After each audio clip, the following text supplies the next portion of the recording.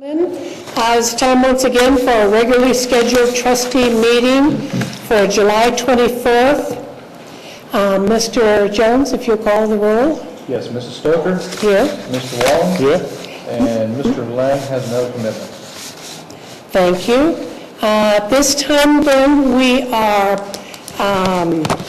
pleased to be able to present a young Boy Scout in our community, Mr. Alex Smith. If you'll come up, Mr. Smith is going to help us with the Pledge of Allegiance. If everybody would please rise, and Mr. Smith, if you would lead us off. Allegiance to the flag of the United States of America and to the republic for which it stands, one nation, under God, indivisible, with liberty and justice for all. Thank you very much. And Mr. Smith is with Troop 942. Thank you very much. Now we have our work session. We have time now for citizens' comments. We generally allow 10 minutes. We only have one person signed up, so Mr. David Brown from the Auditor's Office, if you would like to give us your name and address and let us know what you're here to tell us. Certainly. David Brown, Butler County Auditor's Office, 130 High Street in Hamilton. Just had a couple of items wanted to bring to your attention as part of our auditor outreach program that we facilitate throughout the county with various government entities. I'm joining you for the first time, so it's a pleasure to be here, and I hope you guys have a great rest of the week and weekend. A few items from the Auditor's Office we wanted people to be aware of. Number one, the forfeited land sales coming up Thursday, the 26th at 9 a.m. This year it's going to be at the Government Services Building. It has normally been at the Auditor's Office, but that's a change this year. We expected quite a few people, so we moved it down to the conference room at the Government Services Center. And that starts at 9 o'clock. We have a list of properties on our website at the lower part of the front page for easy access. And what the forfeited land sale is, those properties that have gone through two sheriff sales that have been turned over to the state, and then they come back to us as an agent in order to sell those, try to get the taxes for them. If not, then the high bid for the day takes it, and then all the taxes are remitted and washed away. Even if a township, for instance, had put a special assessment on for mowing or something along those lines, that just goes away after that second round of bidding at the Auditor's Office sale.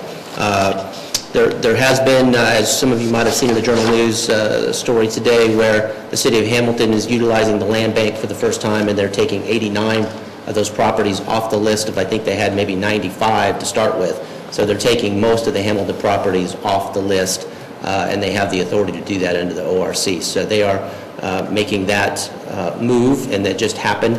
So we will be in the process of amending our list pending the final application that they submit to us to clean off those properties. They're just taking them, reutilizing those properties, redevelopment, and that type of thing. So, but those properties are available to view.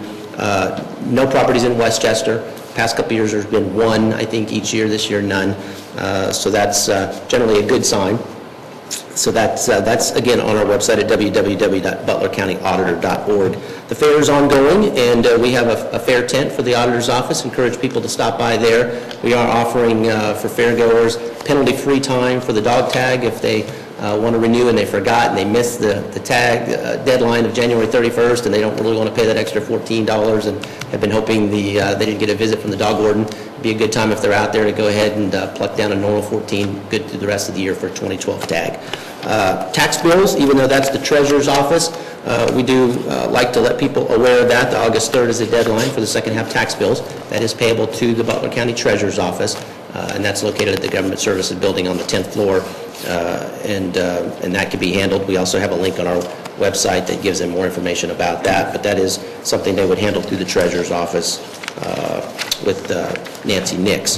And then we want to thank everybody in Westchester for their patience as we had our program where we're calling it our photo project, where we came through. We had 3 vans in Westchester. We're trying to take pictures of every parcel in the entire county. It's time for an update. We've let that get behind a little bit over the years, and we want to update everything for 2014. And so we were out in Westchester for several weeks, and we do appreciate the patience with that. We're now in the Trenton and Monroe areas, and then we'll be working our way up into Middletown and ending it the end of next month in Hamilton, and Fairfield. So again, thanks everyone for putting up with that. We didn't have too many complaints at all from Westchester. We do have to stop and take the picture. Sometimes they're a little concerned what the van is, but we've worked very well with Westchester Police and others in the community that have helped get the message out, and so we do very much appreciate that. Thank you very much. All right, thank you. Appreciate it. Okay, we have no presentations at that time, so we can move on to action items. I would like to move to approve the minutes for the Township meeting of May 22nd, 2012, with the following correction to be included in the minutes under trustee comments. Quote, that's comments, of course, by Mrs. Stoker. I didn't make that clear. Thank you. Quote, I cannot agree with Mr. Lang that the students would be safer stumbling 100 yards in total darkness along the edge of a very busy street than crossing the street on a crosswalk to get to safe grounds. We had a gentleman killed a few years ago along Fountains Boulevard where he was hit by a car while walking after dark along the edge of the road. We built a sidewalk there with the cooperation of Union Station apartment owners. Also, the trustee staff conferred with the county engineer who approved the project and said it had some merit. These were among the changes I request on June 12th to these meeting minutes. Do I have a second? I'll second it. Discussion? I'm not sure why.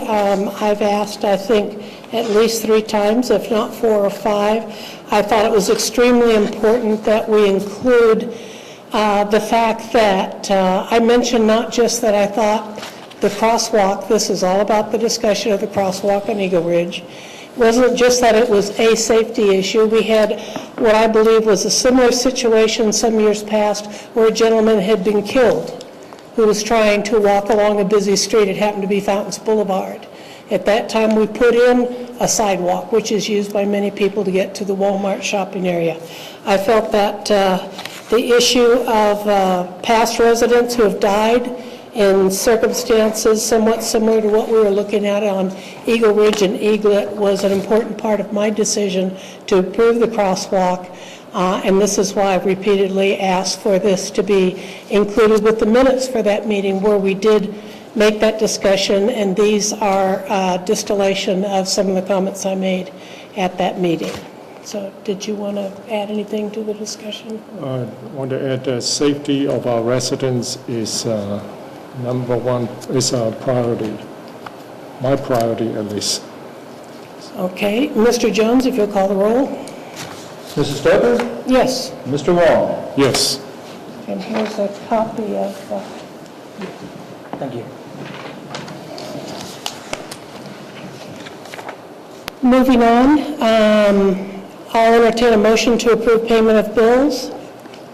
Second it? Discussion? Mr. Jones, if you'll call the roll. Mrs. Stoker? Yes. Mr. Wong? Yes. Mrs. Braker, requisitions greater than $2,500. Item 1, although requiring a separate motion and vote, is interrelated to item 7. Item 1 is actually purchasing the new equipment, and item 7 is declaring the existing equipment unneeded or unfit for public use and utilizing its disposal to be assigned to a trade-in amount for this item number 1 purchase. Item number 1 is for fire. It's Physio Control Incorporated in the amount of $223,108.20. It's to purchase 6 cardiac monitors, 14 automatic external defibrillators, 5 and 5-station battery chargers, and also including the associated hardware and software to replace aging non-supported equipment for department apparatus and medic units. Item 2, fire, $4,385 to Vogel Pole Fire Equipment Incorporated, and that's to purchase 20 replacement helmets.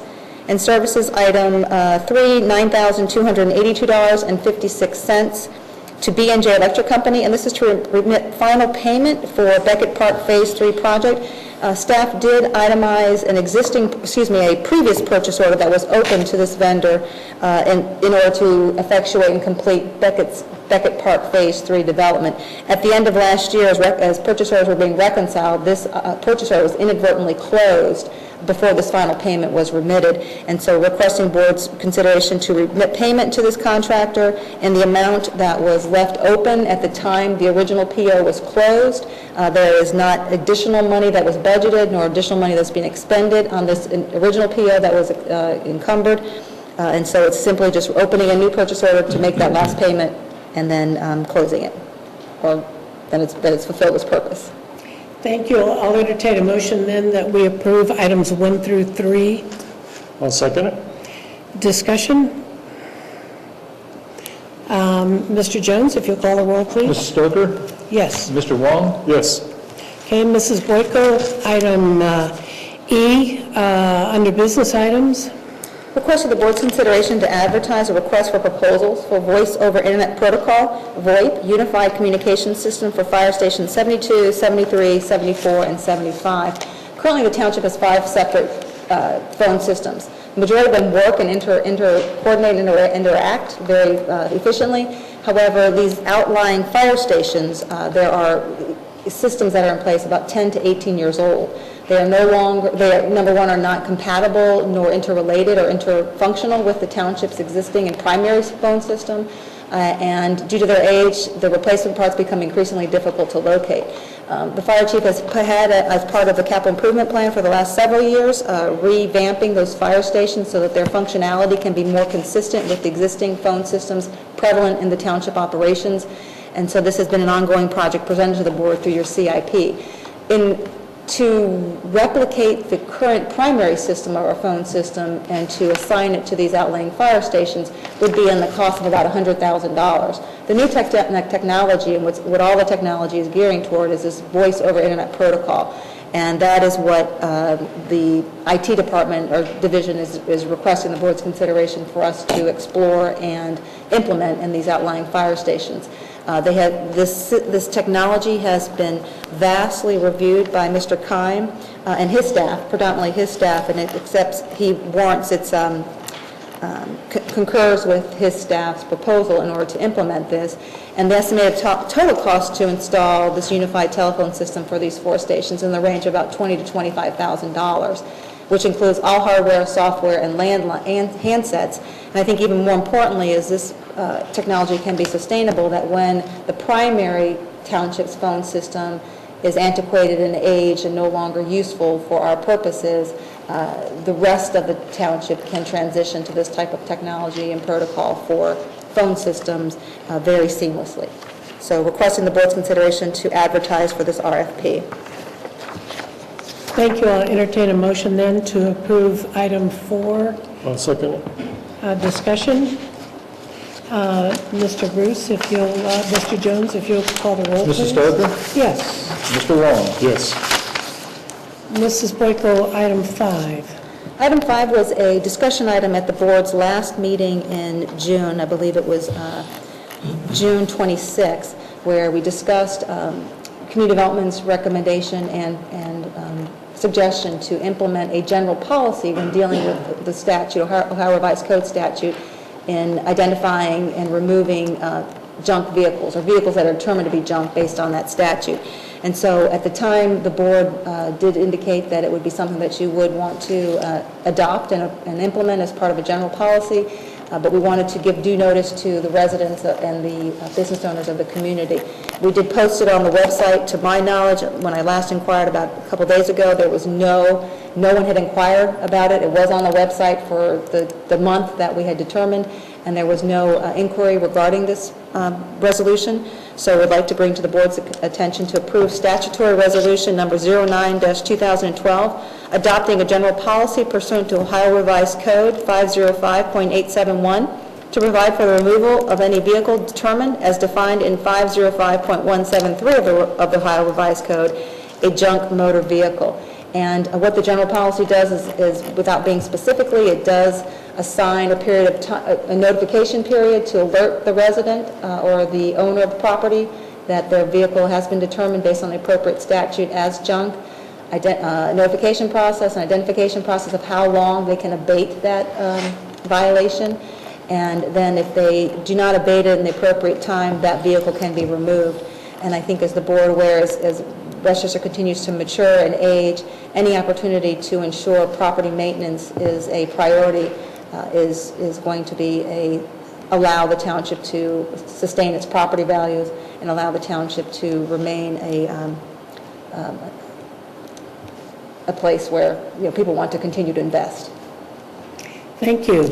I'll make the motion then to approve statutory resolution number 09-2012, adopting a general policy pursuant to Ohio Revised Code 505.871 to provide for the removal of any vehicle determined as defined in 505.173 of the Ohio Revised Code, a junk motor vehicle. I'll second it. A second. Discussion? Mr. Jones, if you'll call the roll. Mrs. Stoker? Yes. Mr. Wall? Yes. Mrs. Boyko, item 6. Item 6, motion to declare 2 properties as public nuisances, 8444 Meadowlark Court and the corner of Cox Road and Joan Drive, which is identified as parcel number M5620-094-000-103. For the board's consideration, a sample motion has been drafted, and it's on page 2 of your memorandum. Okay, I've got it here. Having reviewed the staff report and the affidavit, I move that we declare the properties listed on the Westchester Township Board of Trustees meeting agenda dated July 24th, 2012, to be a public nuisance as authorized by the Ohio Revised Code. Staff is directed to cause removal of the nuisances identified and monitor these properties for 90 days to require continued compliance. An administrative charge of 25% shall be added to the contractor fee for these properties. I'll second it. Discussion? Mr. Jones, if you'll call the roll. Mrs. Stoker? Yes. Mr. Wall? Yes. Mrs. Boyko, item 7. I alluded to item 7 during the requisitions, and specifically item 1, that in order to capitalize on the trade-in value of the items that the fire department, existing items that the fire department would like to trade in and purchase new, of a total price of about $22,000 for trade-in. It's imperative that the board pass statutory resolution number 10-2002, where the Ohio Revised Code allows the board by resolution to... Excuse me, point of order. I think you said 10-2002. I think you meant 10-2012. Yes, thank you. Thank you so much. And that by resolution, the board can determine motor vehicles, road machinery, equipment, or tools that are not needed or unfit for public use can be, you can sell those, or you can assign them to a vendor or contractor as a trade-in value. And that's what this resolution does.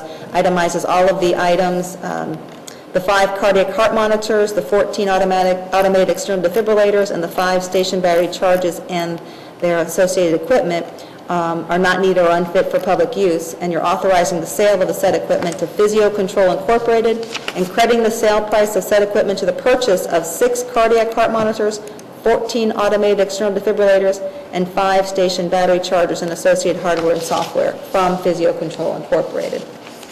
Okay, I will make that motion per Mrs. Boyko's reading of the item. I'll second it. Discussion? Mr. Jones, if you'll call the roll. Mrs. Stoker? Yes. Mr. Wall? Yes. Mrs. Boyko, item 8. Item 8 is requesting the board's consideration or approval of a 3-year facility maintenance contract with VIOC Services Incorporated. Sometime during March of this year, the board did authorize staff to advertise a request for proposals for facility maintenance, specifically in the predictive and preventative maintenance realm. We did demonstrate some cost savings and did demonstrate based on best industry practices on how you can accommodate some of those savings. I believe it was your last meeting, I presented a discussion item that spoke specifically about the predictive and preventative maintenance, with the understanding that a contract will be brought to the board's attention with the preferred vendor. At this time, after much due diligence led by Mr. Tim Frank, our Community Services Director, and the team of reviewers from multiple departments that did review these RFPs, bringing to the board's, for the board's consideration a motion to approve a 3-year contract for facility maintenance with VOC Services Incorporated from August 1st, 2012 to July 31st, 2015 for predictive and preventive maintenance services, including janitorial services for multiple township buildings and facilities that will not exceed $336,889.92 for fixed fees and not to exceed $50,000 for variable fees for any year of the contract, and to authorize the township administrator to make non-substantive changes if necessary with law director approval and execute the contract. I think that we shared with you some industry standards about that. Even though this is a lot of money, quite candidly, a lot of money, there are best industry practices, and we have also experienced on our own data collection that there are savings attributed to doing predictive and preventative maintenance as opposed to emergency repairs or unanticipated or unscheduled improvements. And I believe I've shared those with the board. So at this time, requesting the board's approval for this particular contract. Thank you. I'll entertain a motion then to approve a 3-year facility maintenance contract with VIOC Services as described by Mrs. Boyko. Second it. In discussion? I want to state 2 points that industry data indicates every dollar spent on predictive, preventative, or scheduled maintenance equates to $1.50 spent if repairs are unplanned or unscheduled, and up to $3 if emergency or breakdown related. Right. Number 2, the preventative maintenance program keeps township equipment operating efficiently, identifies potential wear and tear, helps forecast future equipment replacement needs, and allows the township to plan for such expenditures. It is estimated the township saves in excess of 35% each year in annual maintenance costs by managing facilities proactively and preventatively rather than performing facility maintenance reactively. As part of Westchester's Bridge Year strategy, wherein we are deconstructing each of our services and reconstructing, looking to see if we can find savings, find increased efficiencies of service. This was one of the many aspects of township services we've looked at. We expect that these reconstructed scope of services will reduce our costs by about 12%, rather than just constantly reapproving the same contracts over and over. I think the fact that we went out for bids also stimulated VIOCs to sharpen their pencils and come back with their best possible bid for our services, considering it is an excellent contract with the township. I think it was the negotiating skills of Mr. Frank. Really. You think so? Because we go out for an RFP every time. Mr. Frank, appreciate it. Although the services are warranted and the predictive maintenance investment is more cost beneficial than unscheduled or emergency repairs, staff continues to refresh the scope of services to ensure the costs can be sustainable. As we perform our regular tasks for the township, we constantly look at, is what we are doing sustainable? In other words, it would be very nice to build A, B, C, or D, or to do this or that, but can we continue to maintain that facility, whatever it is? We find it is much less painful to think long and spend short and not come up with unpleasant surprises as we go through the years. So I think the staff warrants praise for the continuous work they spend in trying to identify challenges and opportunities as we approach them in our near and even our far future. So thank you very much, Mrs. Boyko. Did you want to discuss that any further? Mr. Jones, if you could call the roll. Mrs. Stoker? Yes. Mr. Wong? Yes. Thank you. We have no resolutions to read. It is now time for us to come to citizens' comments. Any resident, property owner, or business owner in the township is encouraged to come forth if they have something they feel the trustees need to hear. Now is the time. If you just come up to the podium, give us your name and address. Yes, sir, Mr. Meehan, if you would like to give us your name and address. My name is Dan Meehan, I live at 9412 Patty Circle, and my reason for coming up here is to thank the trustees for allowing the movie to be made that's on Westchester Television about when it's necessary to obtain zoning permits, building permits, and take care of property maintenance. I don't know if everyone has seen that or not, but it's really well done. And I think Mike Engling and his staff had a lot to do with that. And Mike is our new director of planning. And this is something I've been a proponent of for a long time. I thought at first that a newspaper article every week pointing out some of these things would be a good way to go, but I think this might do the job. And one of the things I'd like to suggest is that to put it on before or after or both, every time a trustee meeting, a Board of Zoning Appeals meeting, and a zoning commission meeting. I think that's the place it should be, rather than just put it on any old time that they have some space for on television. Thank you, Mr. Meehan. Mr. Meehan is also a hardworking member of our zoning review committee, and we certainly thank you for your service to the township. Would anybody else like to address the board?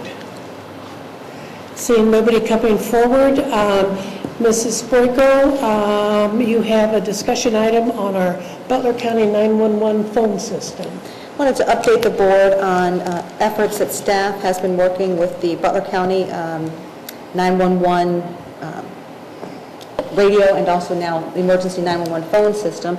As the board is aware, Westchester has had trustee representation based on statute on the Butler County 911 Planning Committee. This is a policy committee that represents, based on statute, the composition is based on statute, and it's required to develop a plan to upgrade and equip 911 dispatch centers to receive next-generation cell phone technology with funding derived from cellular phone fees collected by the state and distributed to the counties. All of us that carry cell phones, smartphones, you might look at your bill sometimes and you see a small fee that's assessed on that bill.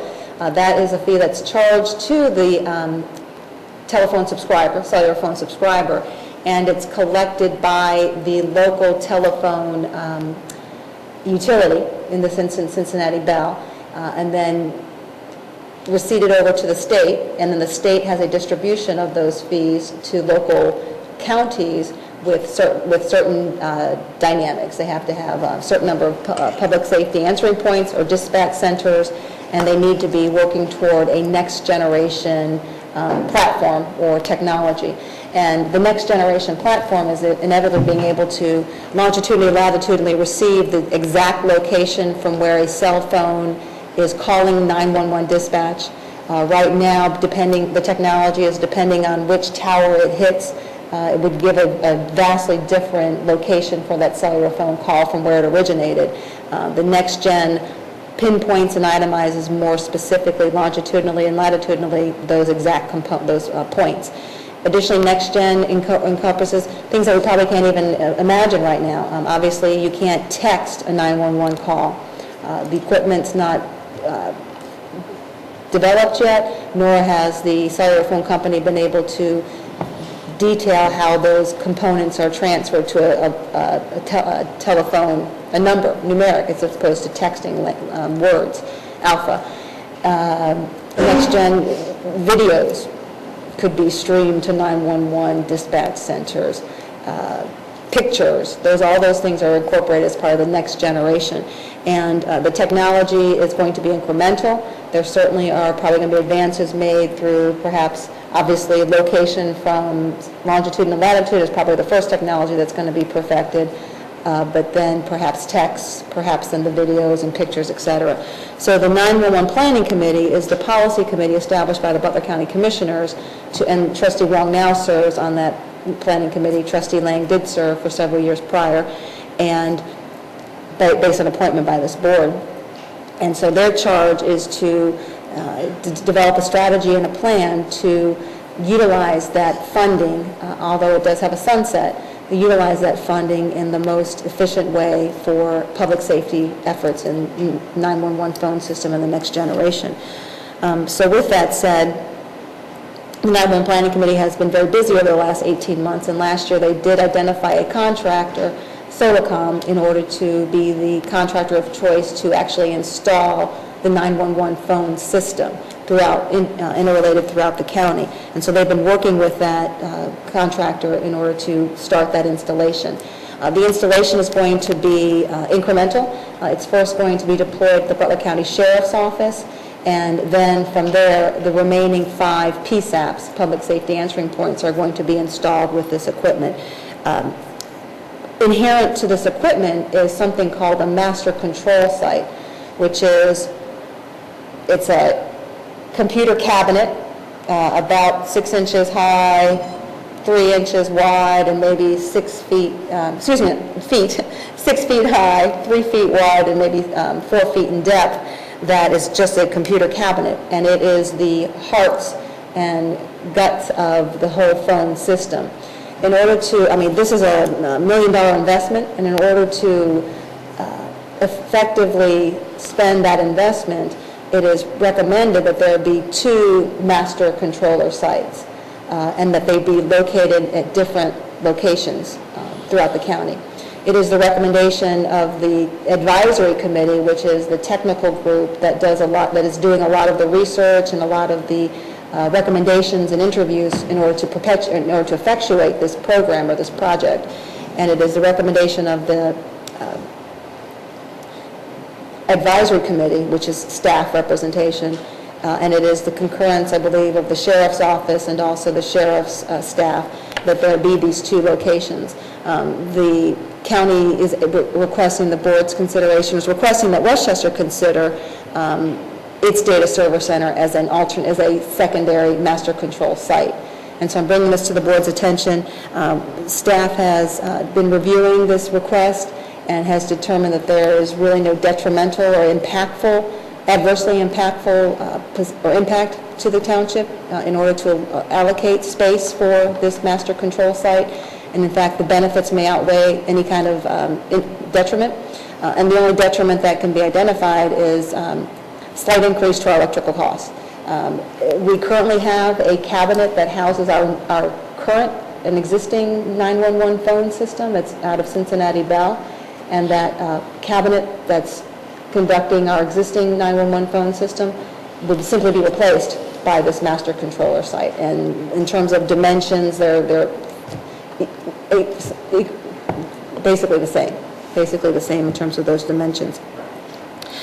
So I'm basically seeking board direction that if you're interested in hosting this master controller site, and if you support the concept, we would suggest that the township attempt to negotiate that, because we would be not charging any type of lease or any type of rent, we would be affording the cost of any increase in electricity, which is several $100s a month, because it's more robust, this particular controller, that we at least ask if the 911 Planning Committee could revise its strategic plan so that in future years, when this equipment needs to be replaced or upgraded, that Westchester not be charged for some of those replacement costs, and how it's intended to be replaced is something that the 911 Planning Committee is currently discussing.